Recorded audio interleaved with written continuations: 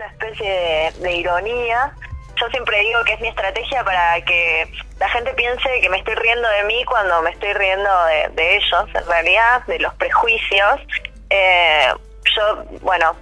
No me pueden ver los oyentes, soy una mujer cis, heterosexual, muy porteña, tengo el pelo largo, los ojos claros, me gusta mucho pintarme las uñas, me gusta mucho vestirme, y en ciertos ambientes más académicos o de trabajo, eso ha generado, digamos, que me subestimen bastante de entrada. Entonces, de alguna manera es como esta contraposición o eso que choca con la imagen de la ciencia también. Hablando de eso, Agostina, en la ciencia la mujer tiene una perspectiva de género, hay un aporte en un lugar que históricamente siempre fue dominado por los hombres. Creció muchísimo en el último tiempo la cantidad de personas dedicadas a los estudios de género. Sobre todo somos mujeres y personas trans, aquellos que hacemos epistemología de género o estudios específicos de este tipo. En general, los estudios de género son también feministas, y lo que estamos tratando de lograr, al menos yo mi doctorado en epistemología, es la revisión crítica del conocimiento científico a partir de detectar en qué momentos asume como necesidad las necesidades de los varones, o asume a priori cuestiones que tienen que ver con que las mujeres o el cuerpo femenino son una desventaja o son inferiores, que un poco eso hable en Gente Sexy respecto al relato de la reproducción, de la evolución, de cómo nos relacionamos los varones y las mujeres para garantizar la continuidad de la especie. Ahí hay un relato sexista que se impone en la ciencia de hoy, así que va un poco por ese lado. Y después hay una cuestión de presencia, eso seguro, de estar en los laboratorios, de estar en los lugares, y a través de eso también ir haciendo los reclamos correspondientes a incorporar mujeres como trabajadoras al sector, sino tanto desde la disciplina y el conocimiento de la disciplina. Exacto. Y Agostina, en cuanto a esta perspectiva de género que te preguntaba, ¿hay estudios que demuestren, por ejemplo, que la ciencia tiene también una visión sociocultural bastante patriarcal? Sí, claro. Por ejemplo, hace poco unas chicas compilaron una serie de estudios que se hacen a doble ciego, o a doble ciego quiere decir que la gente no sabe qué está haciendo en dos ocasiones, nadie le dicen cuál es el objetivo del estudio. Entonces se ve cómo en distintas instancias la ciencia producida por varones es más valorada que la ciencia producida por mujeres. Hay un Tumblr muy bueno que se llama All Male Panels. Para el que no sabe, All Male Panel significa panel de todos varones, porque eso pasa muchísimo, que uno va a una conferencia y todos los que hablan sobre un tema son varones, hasta temas relacionados más, pues no sé, cosas que tienen que ver con las mujeres o con los trans. La gente trans sufre algo que nosotros nombramos como violencia epistémica, que es la invisibilización absoluta de su punto de vista. Recién hace poco, los estudios acerca de las personas trans se empezaron a basar en experiencias de personas trans. Si no piensen que la medicina diagnosticaba hasta hace poco y trataba a la gente trans a partir de lo que a ellos les parecía que era una persona trans, sin haber consultado jamás con esta gente. Y bueno, con las mujeres durante muchísimo tiempo pasó lo mismo, porque no producíamos el conocimiento de la ciencia. Entonces, pareciera que somos menos aptas para hacerlo. Y esta percepción se ve mucho. Se ve mucho en las citas, se ve mucho en los llamados a conferencias, se ve en las personas que se eligen para trabajar en grupos de investigación, y hay muchísimos estudios.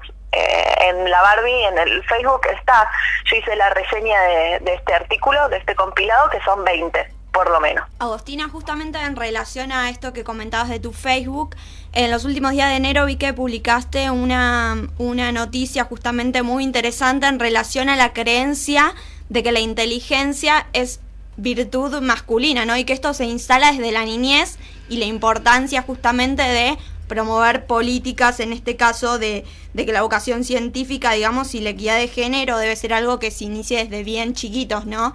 ¿Qué opinión tenés en cuanto a esto? Sí, hola, ¿con quién hablo? Me cambió la voz de repente. Sí. ¿Qué tal? Soy Aileen.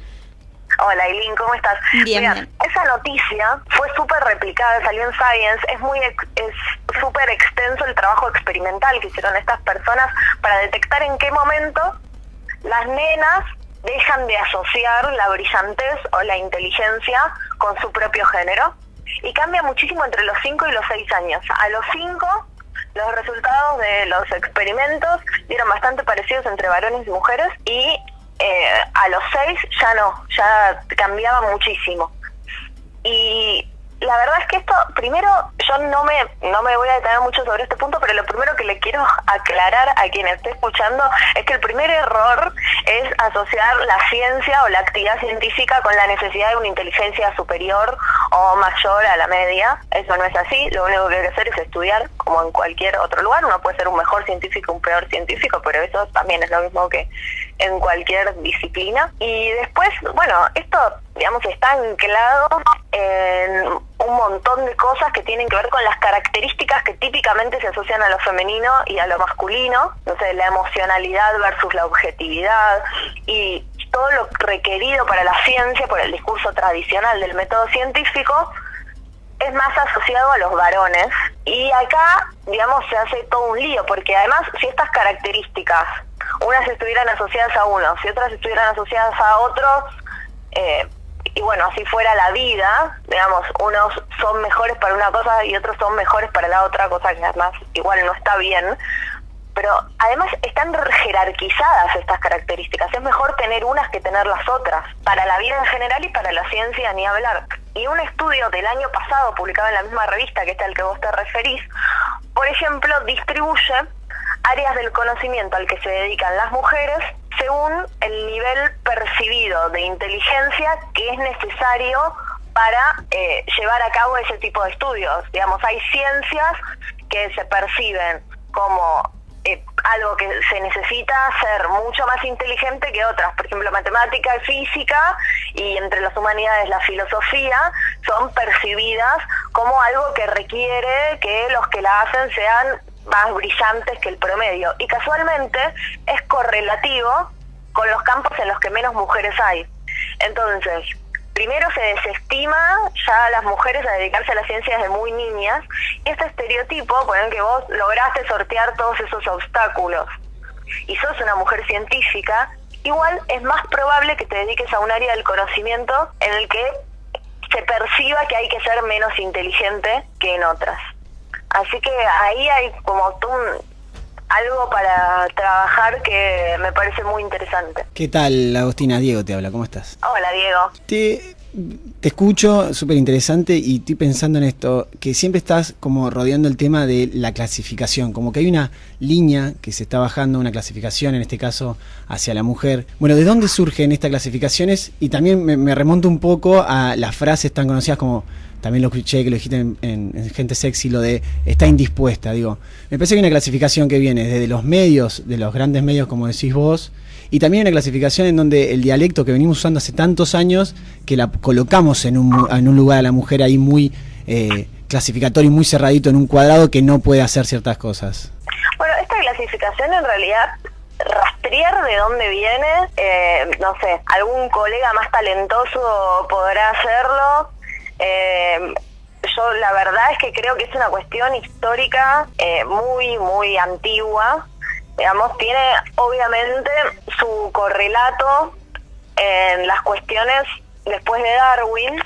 Yo creo que se fortalece porque la supervivencia del más apto o la selección natural, además de haber sido muy mal comprendida, sí, porque no aplica a todos los casos, y de repente las noticias de ciencia que uno ve, todo es un rasgo evolutivo, cosa que es una falacia bastante fuerte. Lo que sí nos llevó a hacer es a consolidar estos pares dicotómicos, y que son de conceptos exhaustivos, o sea, son dicotómicos porque son opuestos. Los conceptos son exhaustivos porque con estas palabras, digamos, abarcamos una especie de un todo, no un todo general, sino como que acerca de eso no hay nada más que decir, acerca de esa característica, claro. Y son excluyentes. Claro. Porque cada uno es una totalidad y si hay uno no hay otro, como por ejemplo objetivo y subjetivo. Digamos, lo objetivo es masculino, lo subjetivo es femenino. Lo abstracto y lo concreto, lo racional y lo emocional, y literal y metafórico, por ejemplo. Y uno lo que tiende a pensar es que si esto existe, porque uno no cuestiona que exista, porque así lo criaron, y eso es lo que ve, además, porque siempre ves que los varones se dedican a cuestiones que tienen que ver más con las características asociadas a los varones y las mujeres a las características asociadas con las mujeres. Como no lo cuestionás y medio que lo tenés a priori, terminás creyendo que hay alguna cuestión biológica que determina esta tendencia, y así esto se libera de moral. Claro. No, se libera de tener responsabilidad. Si somos así. Perfecto. Digamos, si la biología nos hizo así, ¿por qué no vamos a hacer que los varones se dediquen más a las cosas que tienen que ver con sus características y las mujeres a las suyas? También ese es un relato muy capitalista. Exactamente. De la eficiencia. Sí, sí. De destinar los recursos eficientemente.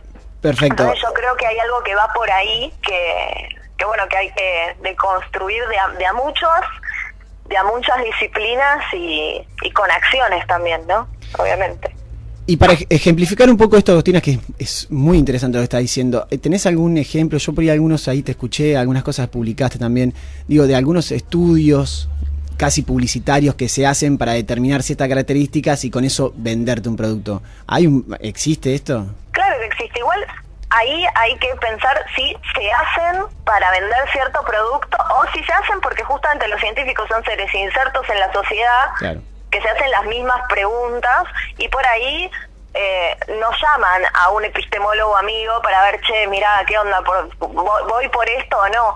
Yo en Gente Sexy hablé de este paper en el que hablan de culos o tetas. Claro. Si los varones prefieren culos o tetas, en ningún momento, digamos, se les pregunta a las mujeres qué les parece más atractivo en sí mismas, y es esta cuestión, y así hay un montón de qué nos hace más atractivos.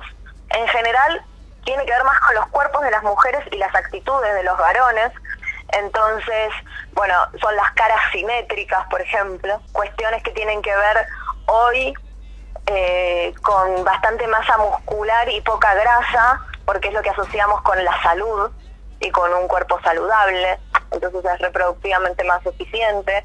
Digamos, esta ciencia que los científicos hacen pensando que ayuda a saciar curiosidades propias y de la gente, para lo que sirve realmente y para lo que realmente es útil, es para quien quiera hacer una campaña publicitaria y ponga mujeres con caras simétricas, de espaldas, flacas, de gimnasio. Agostina, en cuanto a esto, yo pensaba recién, la ciencia se presenta como neutral, pero al final termina siendo funcional, bueno, al patriarcado y también al capitalismo, como explicabas. Me puse a leer un libro sobre estos temas para entrar. El mono desnudo, Desmond, ¿puede ser? No sé si lo tenés. Sí, sí. Bueno, Desmond explicaba, por ejemplo, desde su punto de vista masculino, el porqué de las tetas femeninas. ¿Qué caminos toma la ciencia para explicar estas cosas que se dan como naturales? Y bueno, lo explico al aire. Él decía que las mujeres tenían senos en el pecho porque cuando los monos descienden de los árboles empieza un contacto con el otro sexual de frente. Entonces tenían que de alguna manera autoimitar algo que tenían detrás y que sí atraía al mono, que era las nalgas, digamos, la parte trasera, y desplazarla para adelante. Entonces que el cuerpo de la mujer imitaba a su parte trasera y por eso tenía pechos en el frente. Entonces, bueno, sí, el tema con esto es, o sea, yo no sé en esta cuestión en particular hasta qué punto está sostenida por estudios posteriores. Claro. Porque puede ser como puede no ser, pero lo que es interesante es que la neutralidad de la ciencia, digamos, es un cuento que ya por todos lados medio que sabemos que se cayó, que no existe. Entonces ahora algunos creemos que es bueno explicitar ciertas cuestiones. Como decir, yo voy a estudiar por qué las mujeres tienen tetas a partir de la creencia de que tiene que ser sí o sí un comportamiento evolutivo que tenga que ver con el apareamiento. Y a partir de ahí cambia esa lectura.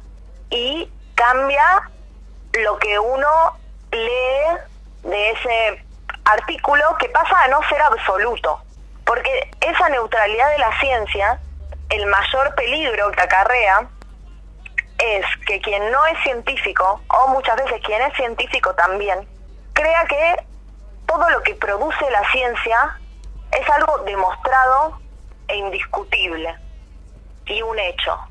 Vemos los titulares que es demostrado científicamente tal cosa. Bueno, hay que revisar ese estudio, desde qué punto de vista se hizo, y ni hablar de los métodos, porque a veces te hacen una noticia a partir de un estudio por ahí muy bien conducido, pero en 10 moscas. Tal cual. Claro. Con el que explican un comportamiento humano. Tal cual, tal cual. Bueno, Agostina, te quiero agradecer por tu tiempo, por habernos atendido. La verdad que estamos súper contentos de contar con vos en Feria Americana en esta mañana. Y hay mucha gente que del otro lado se debe estar preguntando cómo accedo a la información de Agostina. Así que estaría bueno que, por lo menos a mí me gustaría que me digas si vas a seguir en Gente Sexy o no, como una columnista más en algunos programas y obviamente en los canales de redes sociales. Bueno, muchísimas gracias a ustedes por la entrevista, por la invitación y por haber pensado las preguntas, pues se nota que han elaborado. Probablemente siga en Gente Sexy, verán las noticias próximamente en mis redes sociales, que son en Twitter, @B_científica, y en Facebook, la Barbie Científica, todo junto, Barbie escrito como la marca, Barbie. Muy bien. Ahí pueden encontrar todo lo que publico, todo lo que voy haciendo, hablarme si quieren, y bueno, les mando un beso muy grande. Muy bien, Agostina, la Barbie Científica, pasó por la Feria Americana.